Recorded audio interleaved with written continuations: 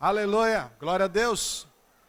Abra sua Bíblia, por gentileza, no segundo livro das Crônicas dos Reis de Israel, no capítulo de número 34. Segundo livro das Crônicas dos Reis de Israel, capítulo de número 34. Observe ao seu lado se tem alguém sem Bíblia, inadvertidamente se esqueceu, e você então oferece uma carona aí na leitura da poderosa palavra do Senhor. Mesmo assentados, visto que a nossa reverência deve estar dentro do nosso coração, na minha versão, a partir do verso 1 do capítulo 34 do segundo livro das Crônicas de Israel, está escrito desta forma: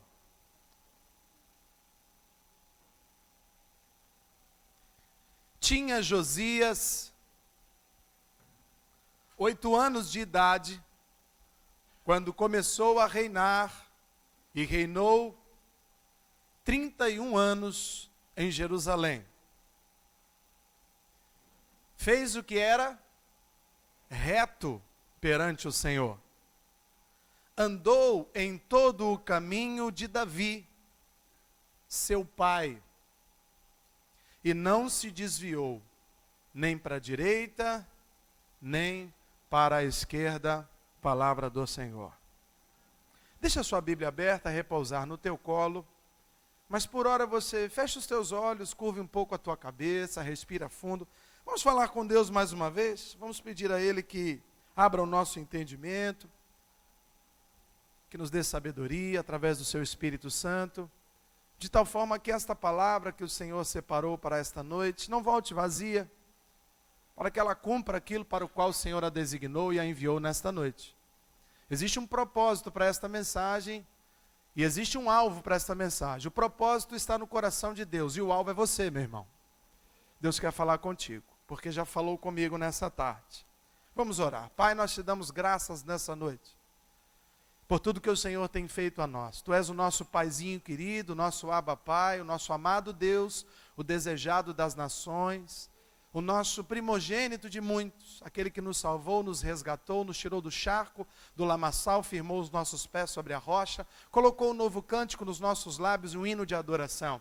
Encheu a nossa mente de sonhos, nos fez sorrir de novo, transformou o nosso lamento em baile, a terra seca em mananciais, retirou-nos das trevas do império da podridão, quebrou o arco, destruiu a lança, jogou por terra os ferrolhos de ferro e aplainou os caminhos tortuosos por qual passamos hoje, caminho esse que se chama Jesus Cristo de Nazaré. A Ele a glória, a Ele o louvor, a Ele a exaltação, a Ele a honra, a majestade, a soberania, porque Ele é o nosso conselheiro, Ele é o nosso Deus forte, Ele é o Pai da eternidade, Ele é príncipe, mas é príncipe de paz, Ele é raiz de Davi, Ele é semente de Jessé, Ele é lírio dos vales, Ele é estrela resplandecente da manhã, Ele é a rosa de Saron, Ele é o cordeiro, Ele é o leão, Ele é o alfa, Ele é o ômega, Ele é o princípio, Ele é o fim, Ele é o Salvador, Ele é o Messias, Ele é o ruache de Deus, Ele é o sopro das narinas do Pai, Ele é o nosso amigo, Ele é o nosso amado, Ele é o nosso resgatador, Ele é nosso Salvador, Ele é a razão por que estamos aqui essa noite.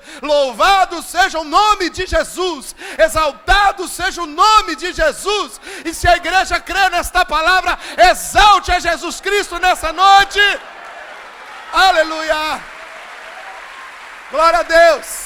Glória a Jesus, louvado seja o Espírito Santo que passeia no meio da igreja. O Espírito Santo já está produzindo um ambiente propício para que esta palavra deixe de ser letra e passe a ser o dunamis, o poder, o power of God, a explosão de Espírito dentro de nós. Você crê assim? Então diga: que bom, os meus ouvidos estão atentos à palavra do Senhor. Graças a Deus. Aleluia. Aleluia. Josias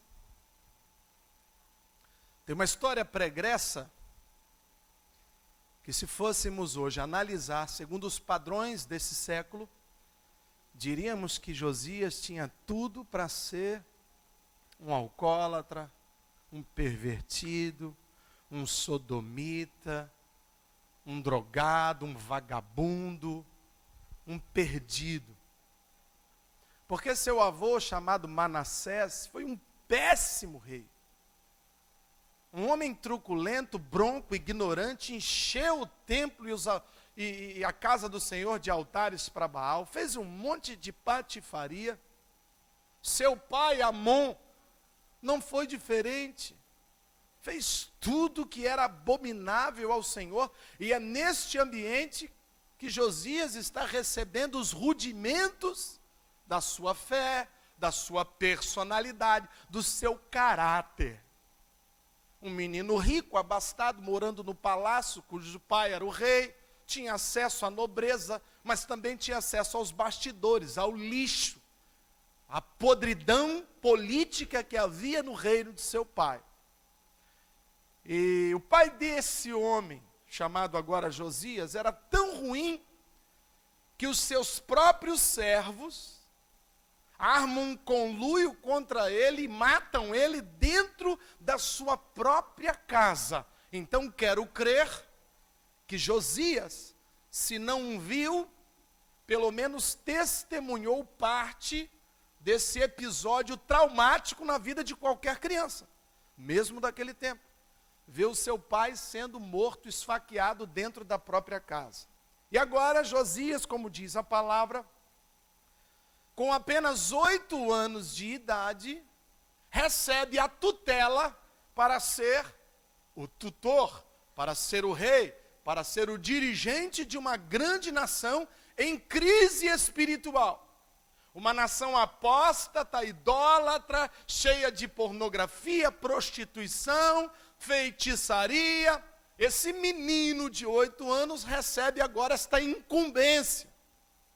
Eu quero crer que junto a esta incumbência também veio um monte de capachão, um monte de conselheiro interesseiro, um monte de gente que participava desse clérigo podre, desse governo apodrecido de seu pai, gente mentirosa, gente usurpadora, politiqueiros mesmo. Então agora esse menino deixa de ser criado por um pai que era um péssimo rei e agora está sendo instruído por pessoas que faziam parte dessa casta com seu pai. Só que agora, pessoas que não têm por ele o amor de pai. Quero crer que não foi fácil a vida desse menino, não. Sendo jogado de um lado para o outro, sendo forçado a usar o seu anel, sendo forçado a assinar documentos, sendo forçado a fazer coisas que não queria. Então, quando a gente olha toda essa história, parece-me que Josias vai ser um péssimo rei. Mas a gente começa a ler. O início do capítulo 34 diz que ele foi um homem. Foi um homem reto. Perante os homens? Perante o querido? Quando uma pessoa diz que ela é reta diante dos homens, isso não significa que ela é uma boa pessoa. Mas se essa pessoa me diz que é reta diante de Deus, eu tenho certeza que ela é uma boa pessoa. Porque quem é reto com Deus é reto com os homens. Mas nem todo que é reto com os homens é reto com Deus. A Bíblia diz que Josias era reto segundo os princípios e os parâmetros de... Então diga, Josias foi um cabra sério. Andou na linha com Deus. Mas como, pastor, que esse menino conseguiu mudar esse quadro? Como esse rapaz conseguiu reverter esta maldição, desta herança, essa pampa pobre que ele recebeu, em algo benéfico, não só para ele, como para todo o seu reino? Como esse menino consegue transformar uma nação idólatra numa nação que servia a Deus, que reata a ligação de todo um povo com um Deus que até então estava esquecido já há 2 gerações, de seu pai e de seu avô Manassés. Como esse moço muda o quadro da sua história. E é exatamente isso que eu quero falar nessa noite. Pelo menos 5 princípios que eu encontro na história de Josias, que o fizeram mudar completamente o rumo da sua história. Talvez você tenha entrado aqui, ou tenha caminhado aqui nesta igreja, e tenha ouvido muito falar sobre mudanças, sobre crescimento que envolve mudanças. Hoje pela manhã, ministramos com um grupo de irmãos que vão facilitar grupos familiares de oração, e falávamos um pouco sobre o crescimento. Porque o pastor John Pipe, esse batista calvinista, ele diz que o crescimento é doloroso. Porque quando a igreja cresce, você perde aquele colinho que você tinha.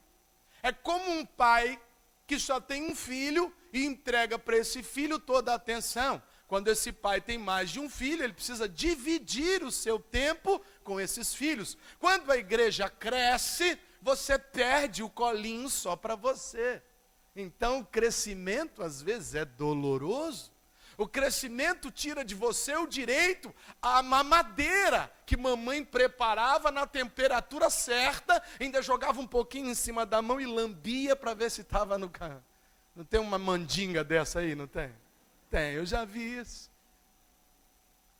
Você perde a mamadeira e agora você mesmo tem que preparar o seu Toddy. Daqui a pouco é você mesmo que tem que preparar o seu prato. Daqui a pouco é você mesmo que tem que pagar pelo alimento que vai ser cozido. Ou seja, o crescimento, ele implica em perdas. O amadurecimento implica em desconexão da árvore, porque fruto maduro não fica pendurado na árvore. Então crescer às vezes é dolorido, mas nós queremos crescer, sim ou não? Alguém aqui quer ficar nanico? Espiritualmente, financeiramente, afetivamente? Ninguém, né? É geralmente assim, ninguém quer. Mas agora, quantos querem crescer? Levante sua mão direita e diga, eu quero crescer. Diga, eu quero crescer. Diga, eu quero crescer. Amém. E nós estamos vivendo esse ano do crescimento.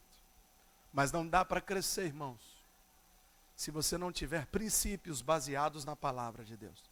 Não dá para mudar o quadro do que aconteceu em 2013 para 2014 se não houver mudanças radicais na sua vida. Não dá para você continuar fazendo as mesmas coisas e esperar coisas diferentes.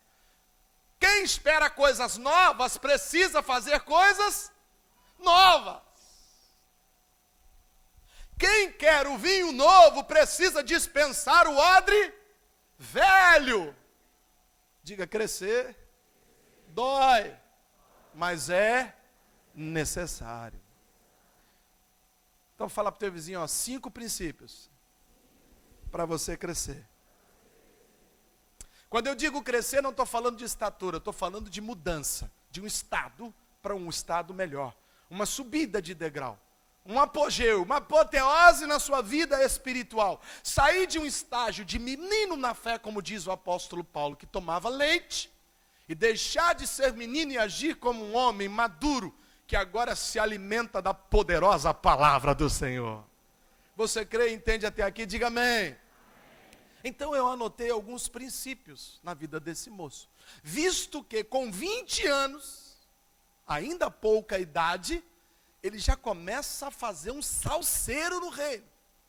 Ele começa a movimentar o reino, ou seja, ele não estava satisfeito com o tipo de educação que ele recebeu de seu pai.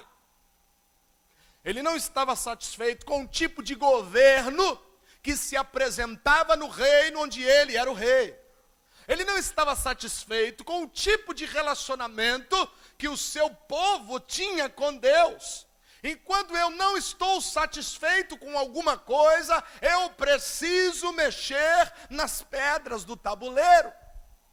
Eu nunca posso reclamar daquilo que eu tolero.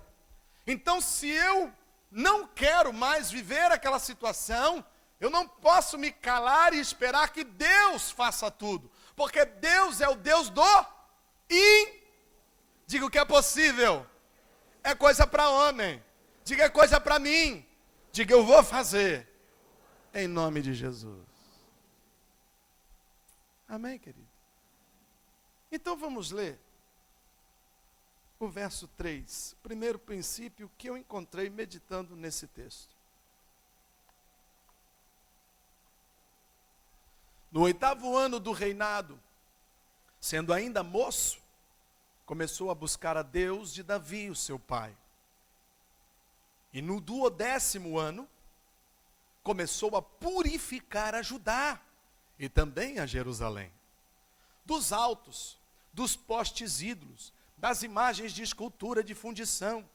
Na presença dele, derribaram os altares de Balaíns, e ele despedaçou os altares do incenso que estavam acima deles. Os postes ídolos e as imagens de escultura de fundição.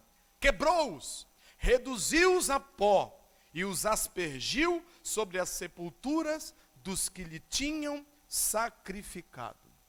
Olhe para mim, por favor. Primeiro princípio, querido, para você mudar o quadro da sua vida e crescer, e avançar, e alcançar um degrau melhor. Cumpra o seu propósito. Quando você nasceu, irmão, você precisa entender isso.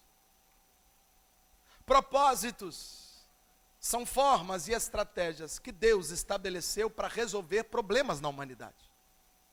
Eu não escolho o meu propósito, eu descubro o meu propósito.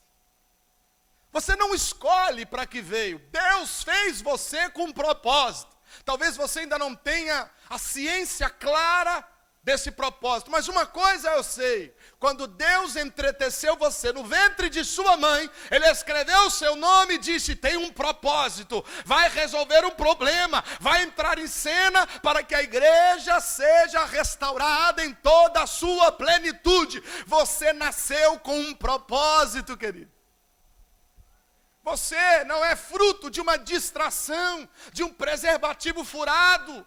Alguns acham que porque o meio, por como ele chegou, não foi um meio planejado por homens, ele passa a ser um acaso da sorte. Não, os homens podem ter não planejado, mas Deus planejou o seu nascimento, porque nascimento é coisa que só Deus pode operar. Dom da vida o homem não tem, Deus tem. Se você nasceu, é porque estava na hora e no objetivo de Deus. Independente se você gostou ou não gostou, se o teu avô era Manassés, se o seu pai era Amon, se a sua mãe era Jezabel, não importa. Deus fez você, Josias, com um propósito. Cumpra este propósito. Cumpra. Porque se você não cumprir, você se frustra. E o reino fica sem o seu serviço, fica sem a sua influência, fica sem a sua palavra, fica sem o seu objetivo. Escute, querido. Quando Deus estabeleceu um propósito para você, em tal dia, tal hora, você estaria nesta igreja recebendo esta mensagem. Quantos creem que isso estava na agenda de Deus? Diga amém. Deus, neste dia, Ele preparou uma recompensa para você, porque todo propósito tem uma recompensa. Todos os problemas que eu resolvo nessa vida secular geram recompensa, sim ou não? Existe um problema, apareceu um problema, ninguém sabe resolver. Se eu souber resolver, isso vai me gerar recompensa. No mínimo, vai me gerar um valeu, obrigado, sim ou não?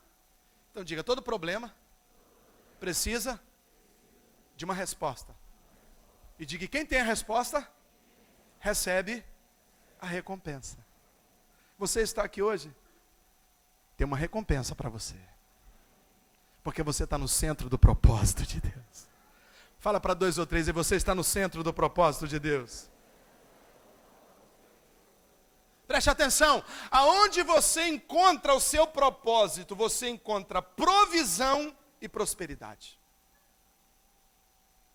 Pessoas que não estão no propósito de vida que Deus estabeleceu, ainda que estejam se esforçando, militando, se resignando, renunciando, estão sem provisão e sem prosperar. Porque a verdadeira prosperidade não vem na quantidade de esforço físico que eu empreendo numa tarefa. A verdadeira prosperidade vem daquele que é o dono do ouro e da prata.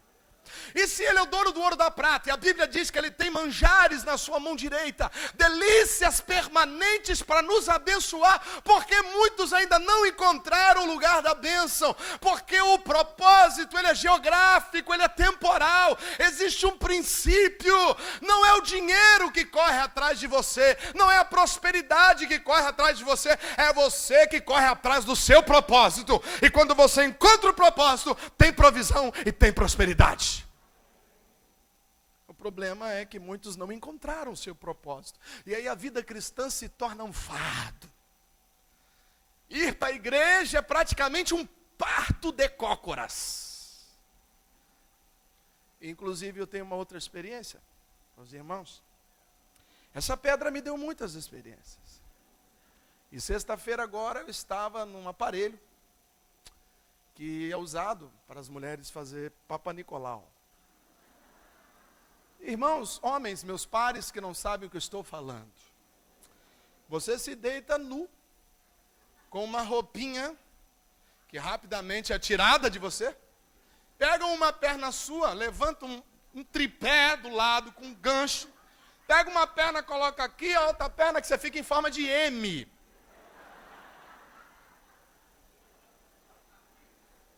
Foi uma experiência difícil para mim. Fui violado. Mas por um bom motivo, o catéter não está mais aqui, aleluia! Mas uma experiência triste. Cada vez que eu passo por uma situação dessa, como há pouco tempo tomei aquela na espinha, desse tamanho, quanto mais isso acontece comigo, mais eu admiro as mulheres. Vocês são formidáveis. Vocês são tremendas, guerreiras. Eu admiro vocês, mulheres. E nós homens podemos até aplaudir a vida de vocês, hein? Glória a Deus. Glória a Deus. Glória a Deus. Agora escute, preste atenção. Pastor, como é que eu acho o meu propósito? Existem duas formas básicas de você começar a ter uma nuance, um insight de onde está o seu propósito. Primeiro, pode ser uma coisa que você odeia. Ou pode ser uma coisa que você ama muito. Nem sempre o que você ama é o propósito de Deus para a sua vida. Moisés odiava que as pessoas usurpassem de menores. Moisés ficou chateado quando ele viu um soldado batendo num escravo, sim ou não? Por que Moisés se meteu com isso, sendo ele príncipe do Egito? Ele pessoalmente voou naquele soldado. E interessante, olha que Moisés não era perfeito, irmão, presta atenção. A gente sempre olha os heróis da fé como anjos, né? Não, repara, lê lá o texto, que diz que primeiro Moisés, ele viu se tinha alguém. Não tinha. Ele voou no cara, matou ele e enterrou, acho que ficou o pé para fora.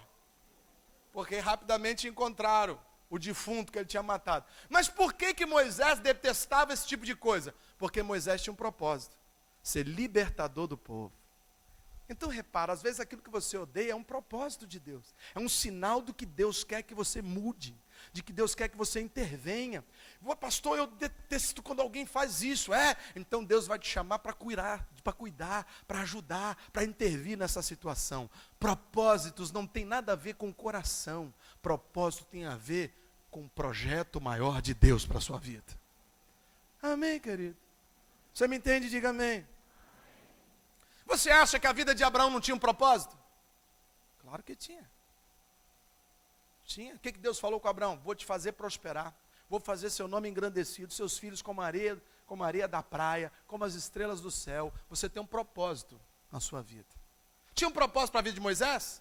Tinha. Ficou 40 anos lá no Egito, aprendendo sobre astrologia, aprendendo sobre química, sobre todas as ciências da época. Existia um propósito. Deus ia fazer com que aquele povo, guiado por ele, ficasse 40 anos no deserto.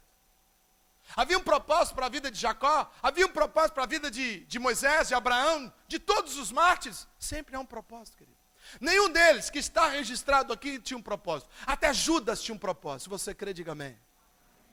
Todos tinham um propósito. Quando Jesus, na plenitude do tempo, desceu a essa terra, depois de muitos anos de silêncio de Deus, a Bíblia diz que ele veio com um propósito. Quando ele diz para os seus discípulos assim, está na hora de eu morrer, eles dizem, não, de jeito nenhum, eu não vou deixar. Ele fala, sai capeta.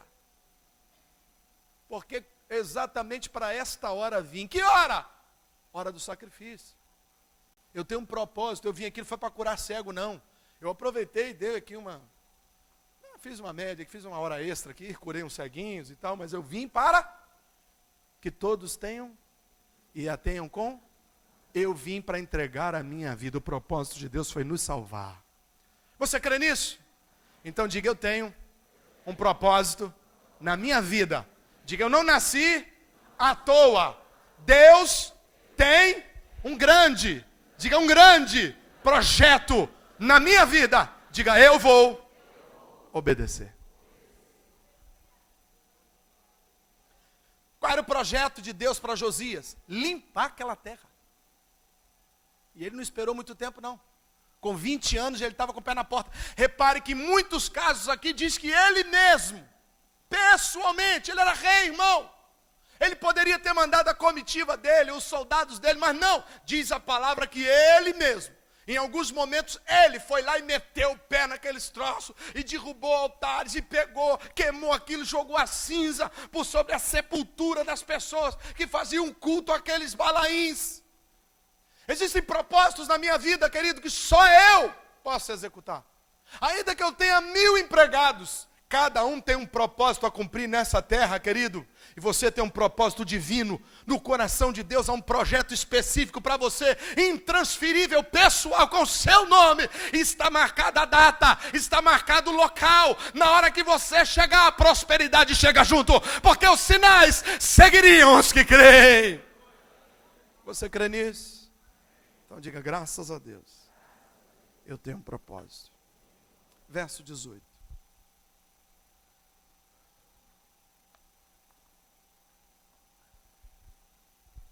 Relatou mais o escrivão ao rei, dizendo, o sacerdote Ilquias me entregou um livro. Safã leu nele diante do rei. Verso 19.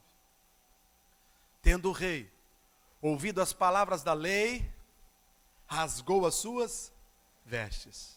Ordenou ao rei Ilquias, Raissão, filho de Safã, Abidom, filho de Mica e Safã, o escrivão, e Asaías, servo do rei, dizendo, ide, consultai o Senhor por mim, e pelos restantes de Israel e Judá, acerca das palavras deste livro que ele achou, porque grande é o furor do Senhor, que se derramou sobre nós, porquanto nossos pais não guardaram as palavras do Senhor, para fazerem tudo quanto está escrito neste livro. Olhe para mim, por favor. Primeira coisa, cumpra o seu propósito. Ache e cumpra. Segundo, edifique a sua fé. Irmão, presta atenção. Como cristãos, como crentes, o nosso maior cuidado deve ser com a nossa fé.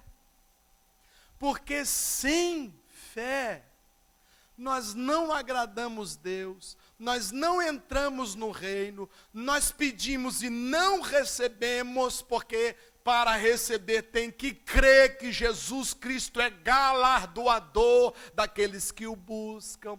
Sem fé, querido, a nossa vida eclesiástica se transforma numa vida social de um clube. Um clube que tem um palestrante, que tem musiquinha ao vivo. Sem fé, isso deixa de ser igreja e passa a ser uma plenária. Porque é justamente a fé, o fio que liga o homem pecador a Deus, que é supremo e santo. Nós podemos ouvir Deus de muitas formas, já falei isso. Você vê um outdoor com uma mensagem, Deus fala com você, você chora. Você está no carro, ouve um louvor, e você fala, meu Deus, como esse louvor está falando comigo. Alguém vai orar e no meio da oração a pessoa começa a falar lá e acaba acertando o teu coração. Uma pessoa busca você e diz, olha, Deus tem uma mensagem para ti, olha, Deus me revelou algo importante para a sua vida, e você recebe aquilo e começa a se emocionar, porque Deus, Ele tem acesso ao homem de todas as formas, porque Ele é santo e soberano, amém? Mas, o homem só fala com Deus através da sua fé, da oração, que é falar com um ser que não está presente fisicamente. Segundo Hebreus, a fé é a certeza das coisas que eu não vejo. Ou seja, a fé excede o entendimento. Por isso, quando Jesus deixou a sua paz, Ele deixou uma paz que o mundo não tem como nos dar, porque é uma paz que excede o entendimento. Você entende? Diga amém. Então preste atenção, a minha vida nesta terra, esta breve, momentânea passagem que eu vou ter durante 70, 80, 90 anos aqui nessa terra, é breve porque o que me espera é a eternidade, amém? Esse período que eu vou passar aqui, querido, o mais importante eu guardar nesse combate é a minha... Foi o que o apóstolo Paulo diz, que ao final da sua vida, depois de ter combatido todos os combates, ele alcançou o mérito porque guardou a sua... Sim ou não? E a fé, querido, em Deus você expressa através da orar. Sabe, eu vejo aqui um homem que quando ele teve acesso à palavra, ele foi consultar ao Senhor. Preste atenção, a palavra produziu em Josias ojeriza do pecado. Olha só, talvez se eu fosse Josias hoje, alguém tivesse chegado para mim e dito, Pedro, olha o que a Bíblia diz a respeito do que você está fazendo. Eu ia dizer assim, mas olha, tu sabe, né, irmão, o pai que eu tenho. Tu sabe como é que foi meu avô Manassés. Poxa, eu sou fruto do meio. O que eu faço de errado, pastor, são os traumas que eu tive na minha infância, sabe? Eu sou coitadinho. Era como se Deus tivesse me tirado o livre-arbítrio, porque o que faço hoje, não faço por vontade própria, eu faço por causa do meu subconsciente perverso. Ai, irmão, Josias tinha motivo de sobra para dar desculpas para o leitor, para o escrivão, para o sacerdote que estava lendo o livro da Bíblia. Ele podia, realmente esse povo está perdido, mas eu não. Desde que meu pai morreu, tenho tido uma vida reta com Deus, aleluia. Mas não. Quando ele ouve a palavra falando sobre os pecados dos seus pais, pecados esses que faziam sombra sobre o seu governo, diz a palavra que ele rasga as suas. Aquilo era uma demonstração pontual daquele tempo de humilhação. Os sacerdotes rasgavam as suas vestes e por vezes colocavam cinzas por sobre a cabeça.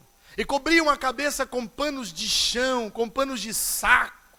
Essa era uma demonstração da época, irmão. Hoje você não precisa rasgar as suas vestes, amém? Até porque a Bíblia diz que hoje você tem que rasgar, é o seu? E eu preciso entender que quando a palavra me confronta com o pecado, eu só tenho duas alternativas. Ou eu finjo de morto, faço cara de paisagem, ou eu absorvo aquela mensagem como uma exortação vinda da parte de Deus, como um chicote de um Deus que me ama e por isso me corrige, e eu me quebranto na presença dele. Tem gente que é tão duro, irmão, que ainda que Deus mostrasse uma filmagem pública do seu pecado, ainda assim ele diria, dizem. Isso não é verdade, foi montagem. A cerviz dura, irmão. Se tem uma coisa que Deus abomina, é um coração empedernido, endurecido. Porém, diz a sua palavra que ele não resiste a um coração contrito e... Ah, meu irmão.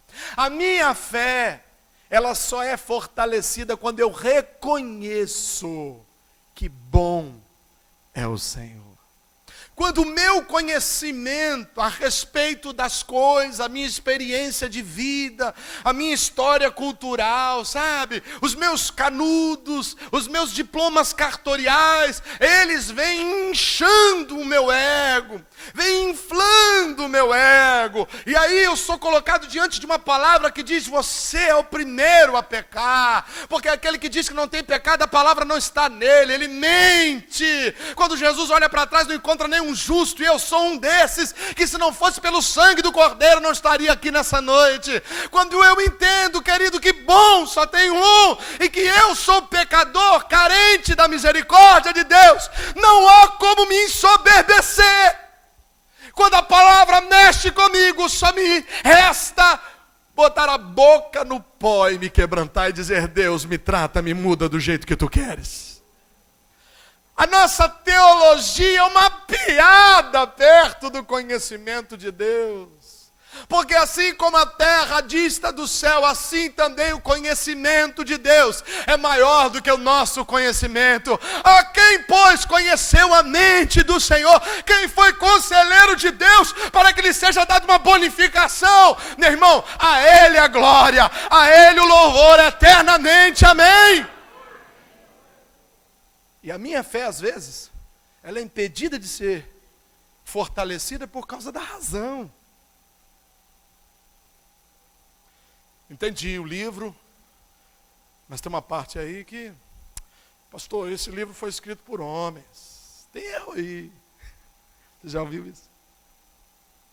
Pastor, não. O senhor acredita mesmo que Jonas dormiu no ventre de uma baleia? Não, eu sou um homem culto, fininho. Benditas pedras. Eu sou um homem culto. Eu não acredito que o senhor acredita que realmente houve um homem na face da terra que passou 3 noites no ventre de uma baleia, de uma cachalote. Eu já falei com os irmãos da igreja, se tivesse escrito que ele ficou no ventre de um gafanhoto, eu ia acreditar, irmão. Porque não é o tamanho do peixe que faz a diferença, é o tamanho do Deus que fez essa palavra. Se ele ficou no ventre de um lambari, de uma piaba, de uma cará, de uma tilápia, isso faz diferença para mim, irmão. Porque o meu Deus é o Deus do impossível, o que está escrito para mim é a verdade. E quando essa verdade me confronta, eu não tenho como levantar o dedinho para dar desculpa, irmão, porque aqui é a verdade, e contra a verdade eu só posso vencer através da verdade. Você está me entendendo? Diga amém. Diga: eu tenho um propósito. Diga: mas eu preciso edificar a minha fé. Presta atenção. Do mesmo jeito que fé produz milagre, incredulidade produz desgraça. Pastor, isso é uma heresia. Não, irmão. Canaã é bênção ou maldição? Canaã era uma bênção ou uma maldição? Era uma bênção, sim ou não? Era uma terra boa? As uvas eram grandes? Era uma terra prometida? Sim ou não? Diga: Canaã era a bênção. Aí Moisés manda 12 caboclos. Eles ficam lá quanto tempo? Quantos dias? Diga: 40 dias. Para espiar a bênção, sim ou não? Deus só queria que eles chegassem lá para poder fortalecer a fé deles, dizer realmente o que Deus prometeu é verdadeiro. Os camaradas estavam colhendo um cacho de uva e precisaram colocar o cacho de uva num saco para 2 homens carregar. Imagina, querido, um saco de uva, um cacho de uva que tinha em torno de 50 quilos. Você imagina cada bolota de uva desse tamanho, olha. Está escrito, irmão.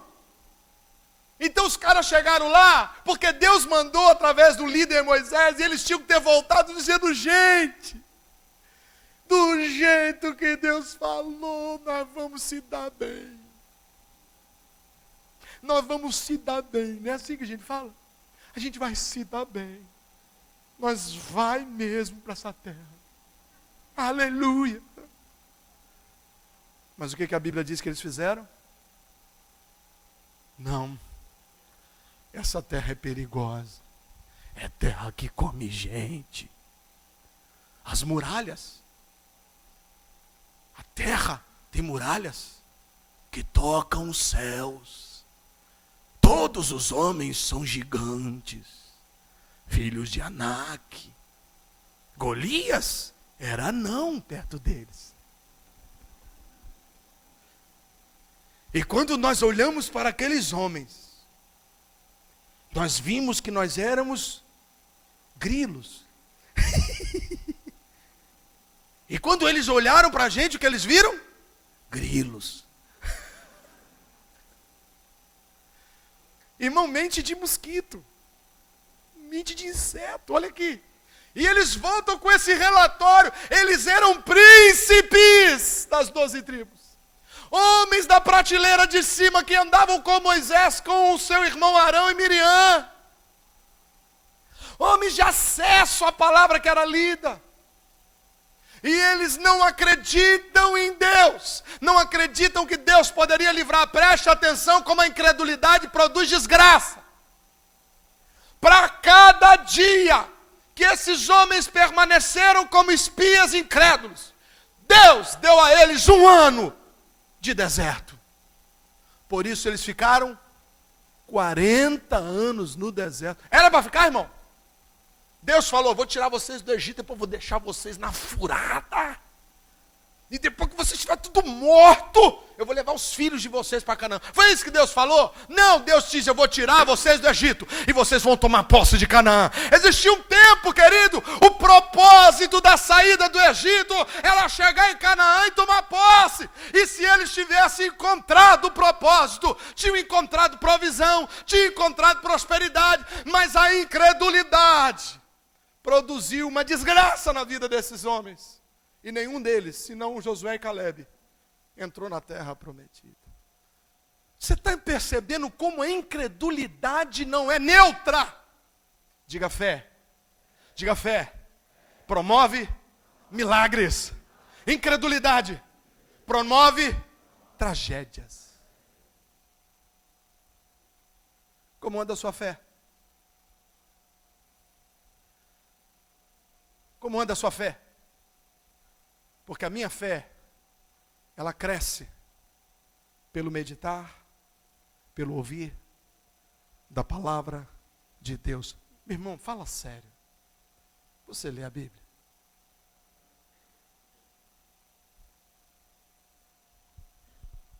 Você acha que tudo que está escrito aqui, cada palavra, eu aprendi essa tarde? Não. As informações já ficam aqui em catarse na minha mente. Porque eu vou colocando informação todo dia, todo dia, todo dia, todo dia, todo dia. E aí quando Deus quer me dar uma mensagem, Ele fala assim, pega naquele armário ali, pega naquela gaveta ali, pega naquela escrivaninha ali, pega naquela prateleira ali. Sabe o que tem lá? A palavra de Deus. A minha mente está cheia da palavra de Deus. Deus só pega e junta e fala, entrega esse pão aqui para o meu povo. Agora tem gente que acha que Deus vai dar uma mensagem para ele. É praticamente psicografia, né? Mas só pode. Irmão, o maior capítulo da Bíblia é o Salmo 119. Basicamente ele fala sobre a importância de você guardar a palavra, porque ela é lâmpada, ela é luz. Guarda ela no teu. Meu irmão, você só guarda a palavra no coração quando você medita nela como salmista, de dia e de noite.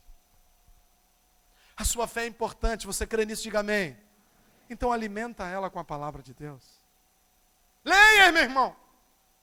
Já foi a época de no Brasil, somente os sacerdotes terem acesso à palavra, em que os cultos eram celebrados em latim, ninguém entendia nada. Era todo em língua estranha. Agora não, querido, você está ouvindo na língua que você entende. A sua Bíblia que está aí, está na linguagem de hoje. Tem linguagem NVI, tem a de Thompson, tem a linguagem de hoje, tem a revisada, tem a corrigida. Você tem uma infinidade de mensagens aí para você ler. Mas Bíblia se tornou amuleto de crente. Ele só pega nela no domingo, quando está vindo para a igreja. A sua fé, infelizmente, está como aquelas criancinhas lá da Etiópia, irmão, desnutrida. E se você quer ver os milagres de Deus, e uma mudança e um crescimento, querido, invista na sua fé. Edifique a sua fé. Você me entende? Diga amém. Terceira coisa, vamos ler verso 30. O rei subiu à casa do Senhor. E todos os homens de Judá, todos os moradores de Jerusalém, sacerdotes, levitas, todo o povo, desde o menor até o maior, e leu diante deles todas as palavras do livro da aliança, que fora encontrado na casa do Senhor. Verso 31.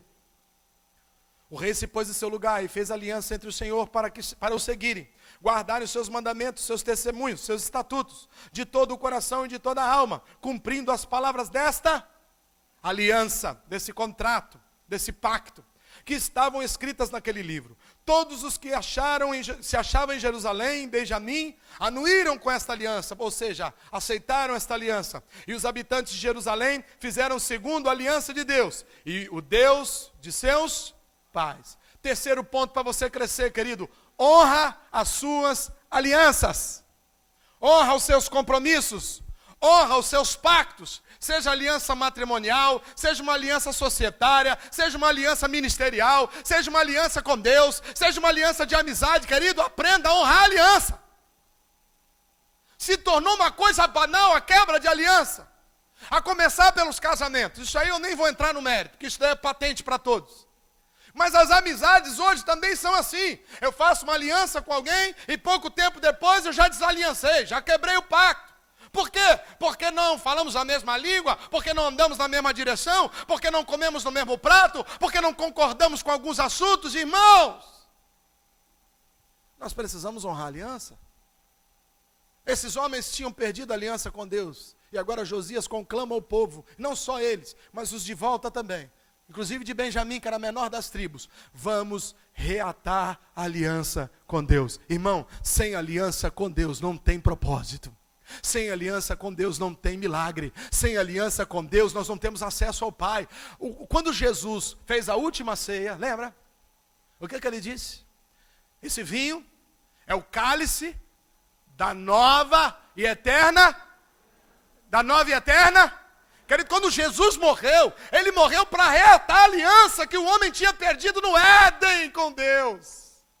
A palavra religião vem de religare, religação do homem com Deus, através de quê? Do sangue vertido na cruz do Cordeiro de Deus. Eu tenho uma aliança com Deus vertida no Calvário, é a aliança eterna que não se quebra, ela vai até o dia da minha morte, porque a Bíblia diz que Jesus já subiu como primogênito, como primeiro, ou seja, eu vou depois, você vai também. Quantos estarão comigo? Diga amém. E ele subiu primeiro para poder trabalhar para mim e para você. Ele está fazendo mansões celestiais para mim e para você. Você crê nisso, irmão? Irmão, honra a sua aliança, honra a autoridade. Escute, você só é promovido por alguém que você honra. Você só é promovido por alguém que é maior do que você. Um subalterno nunca vai promover você, irmão. Nunca. Quem te promove é quem tem autoridade acima de você. Sim ou não? Ou você acha que alguém que você manda um dia vai chegar lá, agora você vai ser o chefe geral? Só quem te promove é quem está acima de você. Honra as tuas alianças de autoridade. A autoridade é algo que a juventude está perdendo por omissão dos pais. Porque nos tempos dos nossos avós, irmão, eu vejo os meninos novos dando chilique com o pai. Eu quero meu celular. Eu fico pensando, meu avô, numa situação dessa, ia comer o celular, com capinha e tudo. Ia fazer tocar dentro do ventre. Toca. Igual o jacaré do pirata lá. Tinha um relógio na barriga, não tinha? Pô, ninguém lembra dessa história? Peter Pan? Peter Pan, não era isso? Era Peter Pan? Não. Tinha um jacaré com Pinóquio? Sei lá. Você entendeu, você entendeu. Irmão, a boca fala que o coração está cheio. Foi o que veio, irmão, desculpa aí. Mas você está entendendo isso? A desonra, ela já vem de dentro de casa. Criança é pequenininha botando o dedo no pai.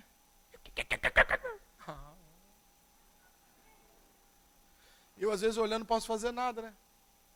Porque agora tem uma síndrome também. É a síndrome, esses dias saiu uma matéria no jornal que o homem que criou a simbologia déficit de atenção, H, não sei o quê, como é que é? O homem que criou isso postou uma coisa, foi um grande embuste, que ele não criou nada, ele só inventou. Que aquele não tem princípio nenhum. E aí o que acontece? As pessoas estão criando um monte de enfermidades e colocando nas crianças. Não briga com ela não, porque ela tem DCTT24. Não briga com ela não, porque ela tem B1245. Não briga com ela não, porque ela tem déficit de eficiência e ineficiência, sim, congênita, permutável, azul, blue. Não mexe com ela não.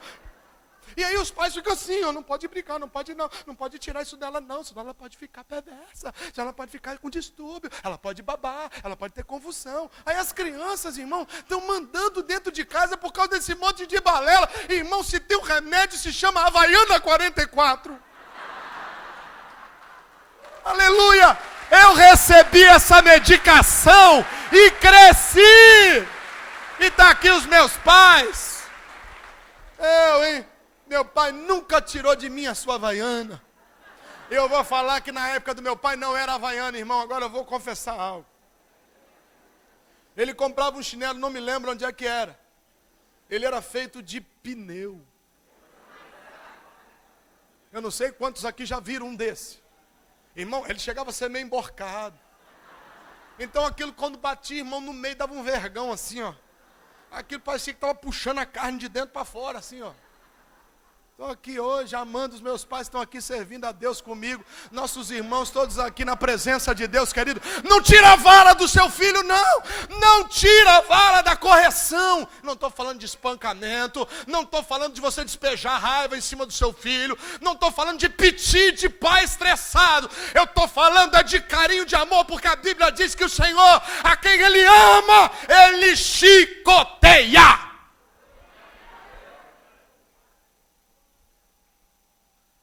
Amém? Diga graças a Deus.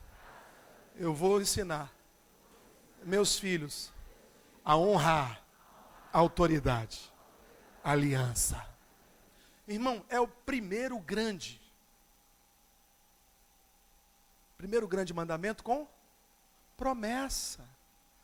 Honra teu pai e tua mãe, para que te prolongue. Irmão, você está vendo jovens que estão morrendo aí, meninos, porque desonram os familiares, dá na cara da mãe, bate no pai para poder pegar um dinheirinho, comprar uma pedrinha. Irmão, você está vendo isso aí, ó? Jovens que não chegam a 20 anos de idade. Ei, princípios que eu preciso resgatar, porque eu quero crescer e quero que os meus filhos cresçam também. E aí é o seguinte, né? Apareceu com uma mordidinha na escola, chama a polícia. Vou prender a dona da escola. Isso é um absurdo. Irmão, eu chegava em casa e não era com uma mordida, não, faltando pedaço. E eu também tirava pedaço, e a gente sabe, era um processo, sabe de quê? De construção de hierarquia. Hoje os pais não querem que o filho conheça a hierarquia, então ele olha para um homem, para uma mulher, e ele desrespeita na maior cara de pau. A culpa não é da criança, é do pai, banana, que deixa isso acontecer. Meu irmão, tira a alma do teu filho do inferno, usando a correção carinhosa e a disciplina justa de Deus. Amém? Princípio de autoridade. Aí você vê hoje essa anarquia que está no mercado. Jovens querendo protestar, não sabe nem do que está protestando, mas ele está protestando. E aí aparece os no meio quebrando, destruindo, vandalizando patrimônio público. Irmão, eu não sou político, quem anda comigo sabe que eu tenho dificuldade com isso. Agora, uma outra coisa é você ir para o outro extremo da anarquia. A anarquia nunca será um propósito de Deus, porque a Bíblia diz que o reino são para os pacificadores, não para os anarquistas, graças a Deus. Você está entendendo isso? Diga amém.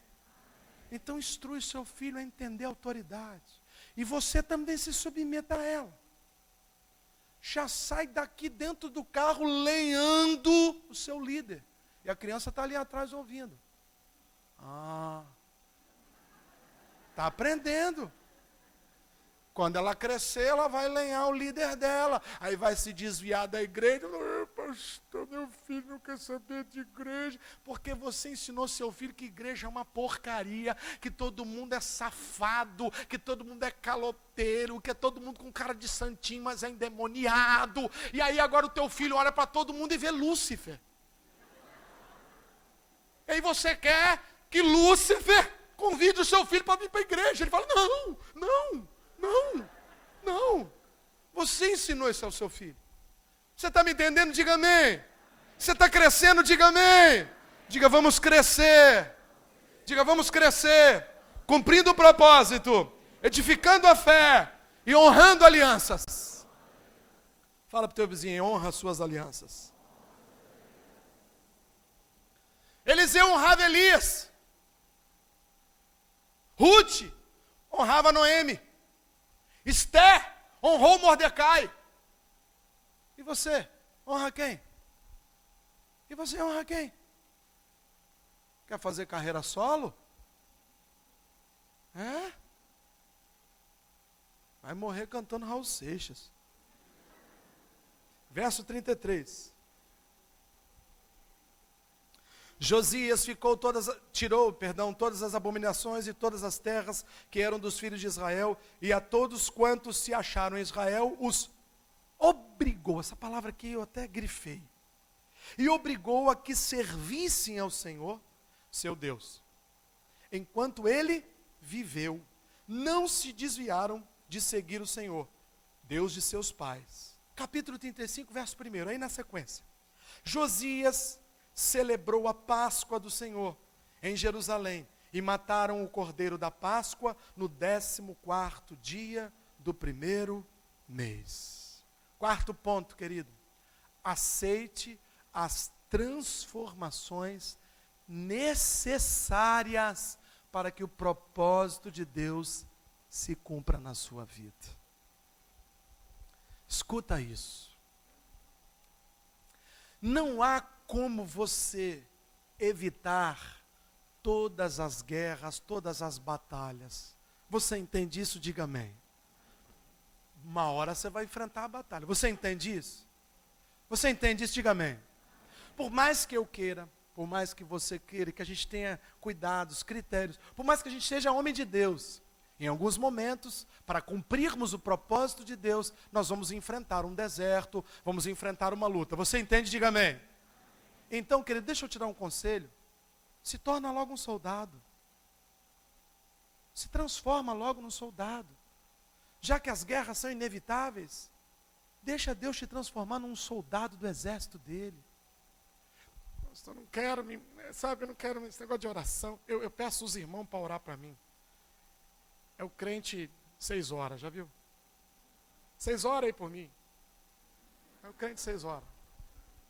Não, pastor, esse negócio de consagração, jejum. Não, pastor, eu tenho uma glicemiazinha básica. E a gente começa a pegar as armas, a armadura, o capacete, sabe? A couraça da justiça, sabe? A espada. A gente começa, não, isso aqui eu não quero não. Não, esse negócio de espada não. Já tem alguém lá na igreja que sabe a palavra, sabe? Não, qualquer coisa a gente deixa alguém. Não, oração, jejum, meditação, vida com. Não, esse negócio aí, já tem gente na minha família. A gente começa a agir como se nunca fôssemos enfrentar uma batalha. E aí o que acontece? Quando a batalha vem, nós estamos despreparados. Aí a gente chora, a gente se desespera, a gente se angustia, a gente critica Deus, porque Deus não me ajudou, porque Deus não me... Sabe, era como se Deus falasse quando você nasceu: filho, filha, você me ama? Amo. Então tem gente que te odeia. Por quê? Porque o mundo me odiou, vai odiar você também. Ou seja, não tem como você fugir de perseguição no seu trabalho. Não tem, a não ser que você seja um crente 007, Xing-Ling do Paraguai. Mas se você for um homem de Deus, uma mulher de Deus, em algum momento você vai ser perseguido, você vai ser, vão mentir, vão falar toda sorte de mal contra vós, mas a Bíblia diz que isso também fizeram com os profetas que vieram antes de nós, por isso a gente deve glorificar quando isso acontece, amém? Mas vão fazer. Então se você pensa que isso nunca vai acontecer, você não se prepara. Mas se você for esperto, você já se prepara para enfrentar a batalha. Porque aí você não vai usar armas físicas. Porque a nossa luta não é contra. Mas eu vejo um monte de crente querendo pegar as pessoas de pancada. Vou botar no pau. Comigo é assim, é pau. Você já ouviu isso? Isso mesmo. Vou lá. Eu não aceito. Eu quero meus direitos. Eu quero justiça. As placas. Ei, irmão. Se o Senhor não edificar a nossa história, em vão trabalham aqueles que tentam fazê-lo. Se o Senhor não proteger e guardar a minha cidadela, a minha casa, os meus filhos, em vão trabalham as sentinelas, irmãos. Dele, por Ele e para Ele são todas as coisas. A Ele a glória eternamente. Você entende isso? Se prepara para a batalha, querido, porque uma hora ela vai chegar. Era como se Deus tivesse preparado um exército com treinadores da SWAT, fala assim, meu filho, 0800 a aula, você vem, faz a aula e fica preparado para o combate. Aí você fica assim, não. Filho, esse mês você vai vir? Não, esse mês não. Aí passa um mês, 1 ano, 2, 10, 20 anos, aí um dia acontece uma tragédia. Aí você fica, Deus, você não me protege. Entendeu? Eu estou aqui rezando, suplicando, orando, repetindo, sei lá o que eu estou fazendo, mas eu estou fazendo alguma coisa, o Senhor não me ajuda. Aí Deus olha lá do alto e fala assim, ô seu retardado, eu preparei uma escola de profetas para você, eu te dei munição, eu te dei o meu Espírito, que é o professor dos professores, para te ensinar a orar, a pelejar, a lutar, a expulsar demônio, a curar enferma, da vista cego, eu te dei todo o poder, eu te dei o meu nome, você não sabe usar. Porque você é soldado alistado, que está preocupado com as coisas desse mundo. E a Bíblia diz que o bom soldado não se envolve com as coisas desse mundo. Pelo contrário, fica atento para agradar aquele que o alistou. Você está aqui essa noite porque você tem uma certidão de alistamento no exército de Deus. Deus não dá baixa na sua carteira. Você não vai para a reserva antes da morte. Você está entendendo? Diga amém. Então diga, minha carteira está assinada como soldado. Preciso aprender a lutar. Aceite as mudanças. Aceite os desertos. Aceite que uma hora você vai passar pela prova. Presta atenção. Deserto é uma bênção, irmão. Deserto serve até para você purificar as suas amizades. Porque os desleais se manifestam no deserto. É no deserto que irmão passa a ser amigo mais chegado. É no deserto que um ajuda o outro. É no deserto que você vê quem realmente é contigo. Então não tenha medo do deserto, não. Ele serve para mudar você, para você crescer. Sabe por quê? Não frequente lugares onde você é tolerado. Frequente lugar onde você é celebrado. Onde você é querido. Para de andar com gente que não quer o seu bem. E começa a andar com gente que está com os olhos postos em Jerusalém celestial. Amém? E para a gente encerrar, capítulo 35. Verso 7. Ofereceu Josias a todo o povo cordeiros e cabritos do rebanho, todos para o sacrifício da Páscoa, em número de 30.000, por todos que se achavam ali, de bois, 3.000 bois.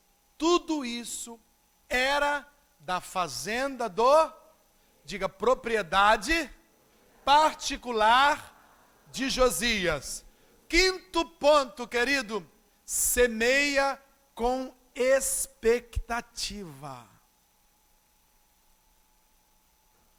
Você conhece algum agricultor que cega a terra, lança semente, aduba, e vai para casa e diz: se nascer tudo bem, nem quero mesmo.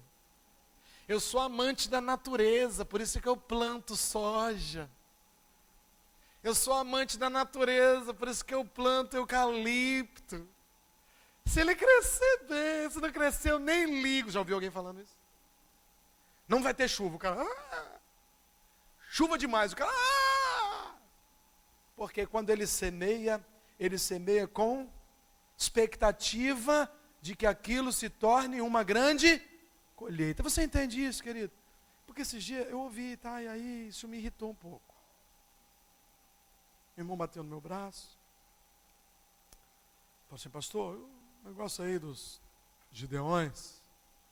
Eu falei: irmão, legal que você foi tocado por Deus para participar. Ele falou: quando é que vai começar aí os depósitos? Eu falei: ontem, vai começar logo, vamos botar isso aí. Vamos começar, vamos bombar. Aí ele falou: tá. Eu falei: poxa, que bom, cara, que você está participando conosco aí. A sua oferta vai ser uma bênção para nós. Ele falou: não, mas eu oferto só oferta por ofertar. Eu falei: você é trouxa. Porque quando eu oferto, eu espero que Deus faça crescer aquela semente. Preste atenção. O que dá o crescimento para a semente é Deus. Você entende isso? Diga amém. Mas o porquê Deus dá o crescimento depende da sua expectativa. Que Deus dá o crescimento, isso é um fato, tá? É bíblico. Agora, ele dá o crescimento segundo a sua expectativa. Se a tua expectativa estiver fora do propósito, ele dá o crescimento. Ele dá o crescimento. Então repare como a sua expectativa é importante para que Deus faça a aferição dos propósitos do seu coração. Então quando você estiver ajudando alguém, não é que você vai trocar ou fazer uma poupança gospel. Não é isso. Mas não vem também falar assim: eu estou me matando para ajudar alguém, porque um dia, a glória. Pastor, eu quero ajudar pessoas, porque o dia que eu precisar, eu quero ser ajudado.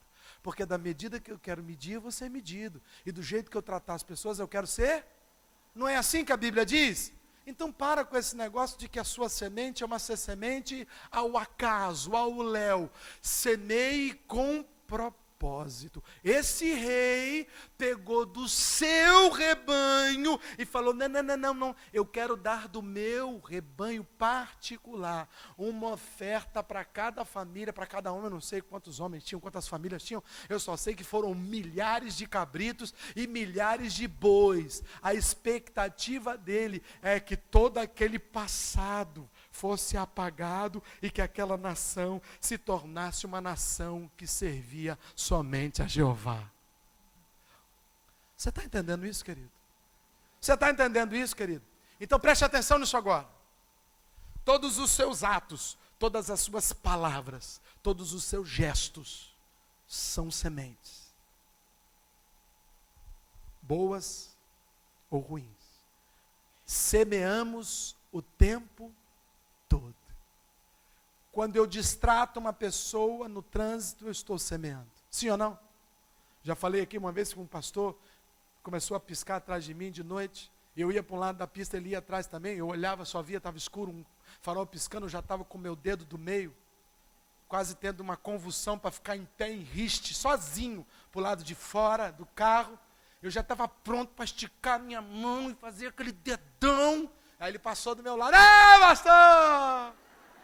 Falei: louvado seja o nome do Senhor, que segurou meu dedo no lugar. O dedo estava desviando, irmão. Ou seja, tudo que você faz é uma Já falei com os irmãos aqui, eu estava em Goiânia. Estava em Goiânia. Tinha um elevador que estava meio lento, aí era um clube, aí estava um crowd para poder entrar, uma fila danada, eu estou na fila, aí entrava 3, subia, passava mais 1 minuto, 2, aí depois mais 3, eu estou ali naquela fila. Aí quando eu estava na boca da entrada, e o bichinho subiu, eu parei, estou conversando com o irmão assim, de repente o elevador abre, e entra uma família correndo, uns criancinhas, aí eu olhei e fechou rápido e subiu. Aí eu olhei para aquele homem, ele baixou a cabeça. Eu doido para ele olhar e falar alguma coisa, para falar, é mesmo, é. Quando eu olho para a minha direita, vem chegando uma outra família. Aí eu falei, é com eles que eu vou murmurar. Eles viram esses endemoniados que entraram na minha frente. Irmão, quando eu olhei para a pessoa que eu ia me dirigir, ela pastor nóia.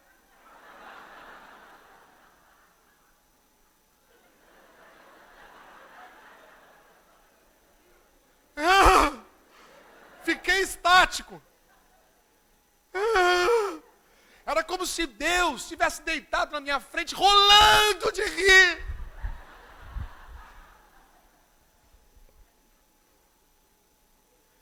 Eu já fui na sua igreja. Aqueles que entraram aqui agora são os meus irmãos. E aí eu reparei que eles estavam todos com a mesma camisa. Era a camisa de um time, não lembro agora. Irmão, repara como você está semeando o tempo todo. Semeando o tempo todo. Esse dia eu entrei num restaurante lá em Vitória, numa biboca. E na hora de pagar o cartão, né, não funciona daqui, não funciona dali, eu tirei outro cartão e passo o cartão no cabelo para sair. Tem umas mandingas, né, cara? E tira, sopra, né? E aí não está funcionando, e o rapaz ali atencioso comigo, e eu já, aí eu falei, pô, ele falou assim, olha, é o seu cartão. Eu falei, não, meu filho, não é o cartão, é a sua máquina. Ele falou, não, é o cartão. Eu falei, é a máquina. Ele falou, não, já passei muitos aqui, é o cartão. Eu falei, pois é, eu já passei em muitos lugares, é a máquina. E na hora que eu já estava pronto para poder falar mais grosso com ele, ele falou assim, pastor, é o cartão? Eu falei, é. É o cartão. É o cartão. Cartão. É o cartão. Cartãozinho sem vergonha. Toma aqui o dinheiro. Paguei à vista, botei meu rabo aqui e fui para casa. Repara, irmão, você está semeando o tempo todo. Você não pode piscar que você está semeando, irmão. Preste atenção nisso, você está semeando o tempo todo. Semeia sempre, né? Então, porque quando você tem expectativa, qual é a tendência? É você semear aquilo que quer colher. Agora, se você acha que a vida é o acaso e que as tuas sementes lançadas aí são lançadas ao léu, você vai semear cardo, vai semear cacto, vai semear brolhos. Agora, quando eu tenho uma perspectiva, uma expectativa de que Deus está velando por cada semente que eu lanço, eu só vou lançar sementes boas. Você está me entendendo? Diga amém. Esse ano é um ano do crescimento. Você quer crescer? Diga amém. Então diga preciso. Diga preciso ter expectativas nas minhas sementes. Aleluia. Você está crescendo hoje. Você está crescendo. Quando eu falo assim, fala para o teu irmão aí alguma coisa, e você, como uma múmia paralítica, você está semeando. Esse irmão está pensando assim, ele deve ser autista. Deve ser. Deve ter algum problema. Não tem problema, ele está no mundo dele. Não tem problema. Então repara, irmão.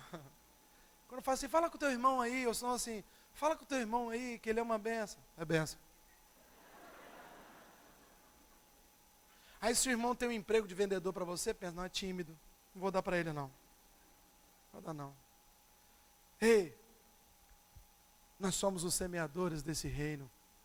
Aqui na terra, quem semeia são os homens. Deus, segundo a tua palavra, Ele dá semente ao semeador. Ele aumenta a nossa semente. Você entende isso? Diga amém. Agora quem semeia? Bota no peito e fala assim, eu. Diga, eu preciso ter expectativas nas minhas sementes. Toda oração é uma semente. Toda oferta é uma semente. Todo ato é uma semente. Eu vou ter boas expectativas. Vamos ficar todos de pé. Glórias a Deus.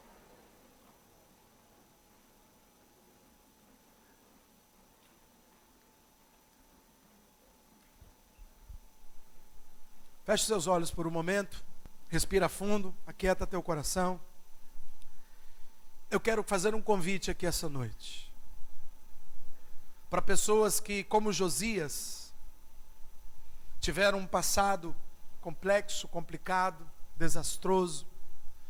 Talvez esse passado não seja tão distante, seja um passado próximo, uma desilusão amorosa, uma quebra de aliança conjugal, um filho que quebrou a aliança de autoridade. E talvez você tenha entrado aqui hoje, ou esteja me ouvindo pela internet, ou talvez esteja aí fora, esteja com o coração agora impactado por esta palavra do Senhor. E você está refletindo sobre tudo isso que ministramos aqui. Sobre cumprir o seu propósito, o seu papel social, o seu papel como pai, mãe, esposa, marido, filho, dono de empresa, empresário, empregado, empregador, sabe, líder de ministério, cooperador, obreiro, não importa. Levita, não importa, querido. Existe um propósito para a sua vida. Talvez você esteja pensando nisso. E não tem encontrado o seu propósito, e por isso tem labutado demais, e não tem encontrado a felicidade, a prosperidade, nem sequer a provisão. Eu quero te dizer, meu irmão, minha irmã, que nos tempos de Josias haviam muitos profetas. Nos tempos de Josias, o Espírito Santo de Deus, ele não habitava sobre as pessoas. Ele aparecia sazonalmente para cumprir um propósito, mas hoje não. A partir da vinda do Messias, o Cristo, o Yeshua Ramashi, aquele que vive e reina, que desceu à sepultura, mas ressuscitou ao terceiro dia, e agora sentado à direita de Deus Pai, não como juiz, mas como advogado em nosso favor, depois da vinda do Messias, do Cristo. Ah, meu irmão, nós temos um Espírito que passeia na igreja. Porque Deus deixou de ser Jeová, Yahvé, e Ele passou a ser Emmanuel, o Deus conosco, o Deus que habita aqui, no meio dos louvores da igreja. Um Deus que é presente, um Deus que é contínuo, um Deus que tudo pode, tudo sabe, tudo espera de nós. Um Deus que não conhece causas impossíveis, um Deus que é manso, que gosta de nos ensinar, um Deus que não é truculento, pelo contrário, um Deus que sacia nossa sede, um Deus que nos pega no colo, um Deus que nos salva, nos livra, nos limpa, um Deus de milagre, um Deus de poder, um Deus que transforma o caído no homem honrado. O Deus que pode intervir no seu problema de forma magistral, miraculosa, extraordinária e por vezes até assustadora. Esse é o nosso Deus. O Deus que nós servimos, querido, é um Deus poderoso, é um Deus cheio de atributos, é um Deus majestoso, soberano, que tem todo o poder nos céus, na terra, na sua vida, na minha, nos mares, em todos os lugares, porque Ele está presente, Ele é onisciente. E talvez esse Deus na figura de Jesus, preste atenção, esse Deus na figura de Jesus, talvez Ele esteja batendo na porta do seu coração há muito tempo, dizendo: deixa eu entrar, eu quero fazer morada aí. Eu sei que você já ouviu falar de mim, eu sei que você já talvez tenha me conhecido, talvez você tenha frequentado outras igrejas, mas Deus quer que você não o conheça, mas que você o tenha. Porque de forma extraordinária e até paradoxal, o maior cabe dentro do menor. O Deus que é todo poderoso, Ele pode habitar dentro de mim e de você, que somos pecadores, e nos transformar de dentro para fora. Querido Deus, de alguma forma mudou o coração de Josias, e ele viveu prosperidade. Ele celebrou a Páscoa, ele celebrou a vitória, ele foi um rei próspero, e ele trouxe paz para o seu governo. E diz a palavra que enquanto ele era vivo, todos de sua geração adoravam a Deus. Talvez os seus filhos, aqueles que você convive, estejam esperando uma mudança na sua vida, e essa mudança só depende de você, não depende de pastor, não depende de pai, de mãe, de autoridade, porque Deus dá o livre-arbítrio para cada um de nós. E eu quero te convidar essa noite, querido, a deixar Jesus habitar no seu coração. Ah, pastor, como é que faz isso? É uma oração forte? Tem algum conjuros? Não. Você só precisa orar dizendo: Senhor, eu te aceito como meu Senhor e o meu Salvador. E imediatamente o Espírito Santo, Ele sela você como penhor de Deus, como propriedade de Cristo, e você passa a desfrutar dos benefícios de ser filho ou filha do Altíssimo, a saber, aquele que tem o nome escrito no livro da vida. Não é por mérito, não é por obras, para que o homem não se vanglorie. É simplesmente por graça. É uma aceitação que depende da fé. Sim, depende de fé. E a fé vem pelo ouvir da palavra. Você ouviu a palavra hoje, eu tenho certeza, a sua fé está fortalecida nessa noite. Você está preparado para tomar essa decisão. Talvez você seja uma pessoa, um homem, uma mulher, um jovem,